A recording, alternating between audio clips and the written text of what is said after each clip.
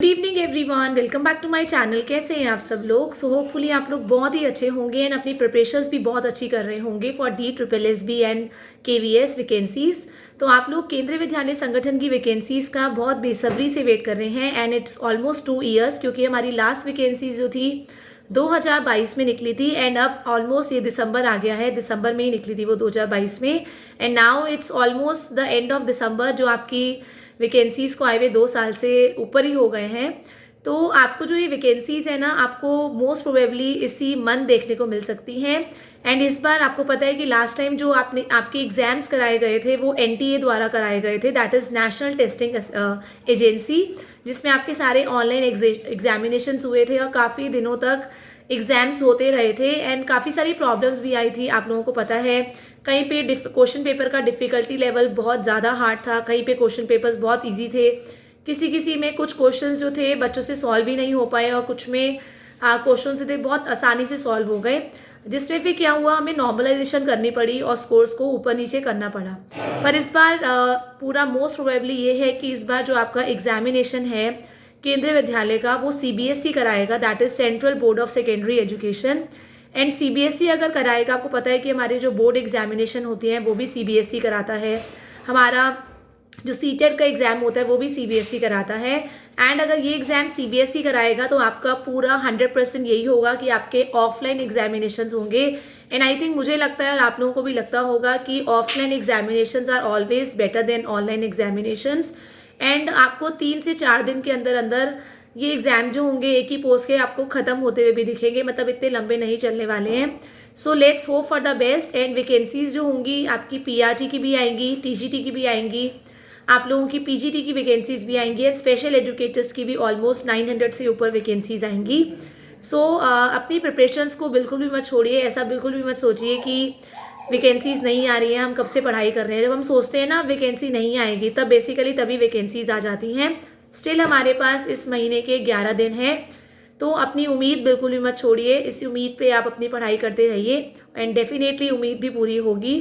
And जो आपको केंद्रीय विद्यालय में सब्जेक्ट कॉम्बिनेशन का प्रॉब्लम देखने को मिलता है, लाइक अगर हम TGT साइंस के लिए अप्लाई करते हैं तो उसमें ऑनर्स वाले कैंडिडेट्स जो होते हैं फॉर्म फिल नहीं कर पाते। फॉर एग्जाम्पल, अगर आप TGT साइंस के लिए अप्लाई करना चाहते हैं एंड अगर आप केमिस्ट्री ऑनर्स हैं या फिजिक्स ऑनर्स हैं, तो आप लोगों ने 3 साल केमिस्ट्री ही पढ़ी होगी या 3 साल फिजिक्स ही पढ़ी होगी। ऑनर्स वालों के पास आपका बॉटनी या जूलॉजी का सब्जेक्ट नहीं होता, जो आप लोगों का केंद्रीय विद्यालय मांगता है, which is a very wrong thing. जो ऐसा सब्जेक्ट कॉम्बिनेशन की वजह से काफ़ी सारे कैंडिडेट्स जो होते हैं केंद्रीय विद्यालय का फॉर्म भर ही नहीं पाते हैं एलिजिबल होने के बाद, मतलब ग्रेजुएशन भी कर रखी है, B.Ed भी कर रखा है, CTET लेवल 2 भी क्लियर कर रखा है एंड इसके बाद भी हम ग्रेजुएशन लेवल के बेस पे, B.Ed के बेस पे TGT का फॉर्म नहीं भर पाते हैं। एंड अगर आप लोगों ने पोस्ट ग्रेजुएशन नहीं करी होती है तो हम PGT के लिए भी एलिजिबल नहीं होते हैं। आफ्टर दैट PRT से भी B.Ed वालों को निकाल दिया गया है। तो बेसिकली केंद्रीय विद्यालय, अगर आप एक ग्रेजुएट हैं तो केंद्रीय विद्यालय ग्रेजुएशन वालों के लिए तो एक तरह से ख़त्म ही हो गया है, अगर आप लोगों ने B.Ed, अगर आप TGT का फॉर्म भरना चाहते हैं। बट इस बार जो चेंजेस आपको देखने को मिल सकते हैं, ये पूरे चांसेस हैं, क्योंकि लास्ट टाइम काफ़ी सारी ये प्रॉब्लम्स जो हैं कोर्ट केसेस में गई हैं, कोर्ट केस भी हुए हैं कि हम सब्जेक्ट कॉम्बिनेशन की वजह से अपना फॉर्म नहीं भर पा रहे हैं। तो हो सकता है इस बार आप लोगों को, मतलब पूरे 90% चांसेस हैं कि इस बार आप लोगों को सब्जेक्ट कॉम्बिनेशन की जो प्रॉब्लम है वो सॉल्व होती नज़र आए। एंड जो कैंडिडेट्स एलिजिबल नहीं थे केंद्रीय विद्यालय में for the post of TGT, वो इस बार एलिजिबल हो सकते हैं।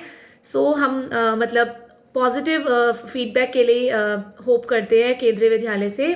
एंड एक और प्रॉब्लम ये है, क्योंकि आपको पता है कि जो एज लिमिट होती है DSSB की, वो एज़ कम्पेयर टू KVS बहुत ही कम होती है।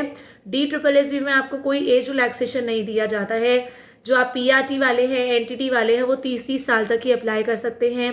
PGT वाले 36 ईयर्स तक अप्लाई कर सकते हैं। एंड सिर्फ आपको TGT के केस में ही ये एज रिलैक्सेशन देखने को मिलता है, जो 10 साल से हटा के अब 8 साल हो गया था। 32 ईयर्स मेल फीमेल की पोस्ट थी TGT की एंड 8 साल का एज रिलैक्सेशन के बाद, जो पहले 10 साल हुआ करता था, 40 साल तक आप लोग अप्लाई कर सकते हैं। तो इस बार भी DSSB में होपफुली आपको एज रिलैक्सेशन ऐसे ही देखने को मिलेगी। बट केंद्रीय विद्यालय के अंदर आपको पता है कि PRT, अगर आप लोग PRT की पोस्ट के लिए अप्लाई करते हैं एंड अगर आप फीमेल कैंडिडेट हैं तो आपको 10 साल का अच्छा खासा एज रिलैक्सेशन मिलता है, मतलब आप 40 साल तक अप्लाई कर सकते हैं। एंड SC ST का तो आपका 5 साल का एज रिलैक्सेशन होता ही है। एंड देन अगर आप TGT के लिए अप्लाई करते हैं तो 35 years is the age limit, and 10 years का एज रिलैक्सेशन के बाद आप 45 तक अप्लाई कर सकते हैं। ठीक है, तो ये बहुत अच्छा कॉम्बिनेशन है, एंड सेम PGT के केस में ये और अच्छा कॉम्बिनेशन हो जाता है। सो इसीलिए आप लोग अपनी प्रिपरेशंस बिल्कुल भी करना ना छोड़ें। अपना जो 60 मार्क्स का आपका चाइल्ड पेडागोजी होता है वो बहुत अच्छे से स्कोर करें, क्योंकि आपको PRT के अंदर ना साइकोलॉजी बहुत अच्छी खासी देखने को मिलती है 60 मार्क्स की, एंड सिलेबस भी पूरा डिफाइंड होता है। आपका जो सिलेबस होगा ना इसका KVS का, वो पूरा NCERT बेस्ड होगा। तो एटलीस्ट आप सब्जेक्ट की प्रिपरेशन कर सकते हैं अपने NCERT बुक से, क्योंकि DSSSB के लिए जब आप तैयारी कर रहे हैं ना अपने सब्जेक्ट की, तो साथ साथ KVS की तैयारी भी आपकी होती ही जा रही है, क्योंकि वो NCERT से ही आता है, NCERT के बाहर से नहीं होता है आपका जो पेपर 2 होता है। एंड अगर आप TGT PGT में देखें 40 मार्क्स की, उसमें भी साइकोलॉजी आती है, जो आपको डेफिनेटली अभी से ही तैयारी कर देनी शुरू करनी चाहिए। देन इंग्लिश भी आपको पता है, इंग्लिश भी अच्छी खासी पूछी जाती है आपको।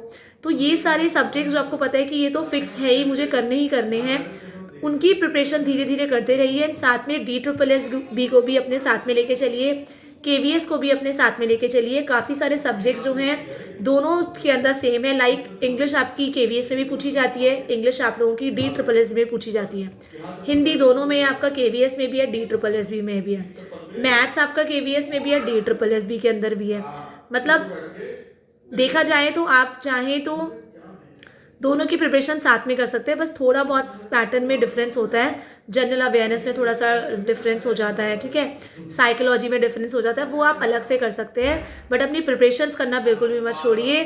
स्टिल अगर आपको कैसा भी कोई भी डाउट है, you can always ask me in the comment session, but yes this is तो श्योर कि वैकेंसीज आप लोगों की बहुत ही जल्दी आपको देखने को मिलेगी। हो सकता है आपको दिसंबर के मंथ में, अदरवाइज आपको नेक्स्ट मंथ देखने को मिल जाएगी, पर मिलेगी ज़रूर, इस चीज़ से आप टेंशन फ्री रहिए। एंड वैकेंसी आने के 3 महीने के अंदर अंदर आप लोगों के एग्जाम्स भी कंडक्ट हो जाएंगे। So all the best for your preparation till the time. Thank you everyone, have a nice day.